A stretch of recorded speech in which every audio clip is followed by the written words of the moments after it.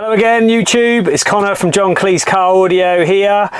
We have a Mitsubishi Outlander with us today, 2016.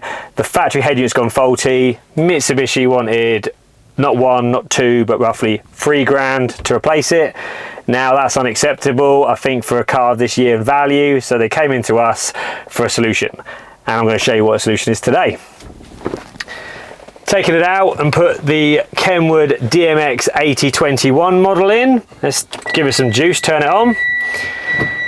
This is one of the higher end models that KENWOOD do, sporting a very responsive capacitive touchscreen.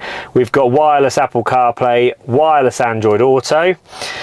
Now this car's got a few options that we wanted to retain on it. For example, the steering wheel controls all work, including the phone buttons.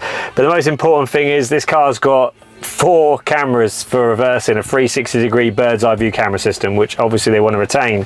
Now, if I put it in reverse, you're going to get the 360-degree camera on the left come up, and you're also going to get the reverse camera on the right. Moving guidelines as well. As you can see, when I turn the steering wheel, you actually get the lines move on the screen as factory.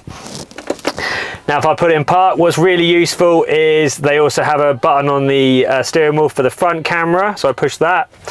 And now the customer gets the camera from the front, and also they get the actual, what they call the bird's eye view as well. And I think if you push that button again, yep, you push it through and it cycles to actually the front left wheel, so very handy to make sure you don't meet the Curvosaurus when you're driving. Now that is pretty much it. What else is there? Well, the KENWOOD can support HDMI in if you want to add a Amazon Fire Stick or any kind of Chromecast to it. It also comes with a USB lead, which we've routed into the glove box here, handy for charging phones, and it's USB-C, so it's fast charging. Yeah, that's about it today.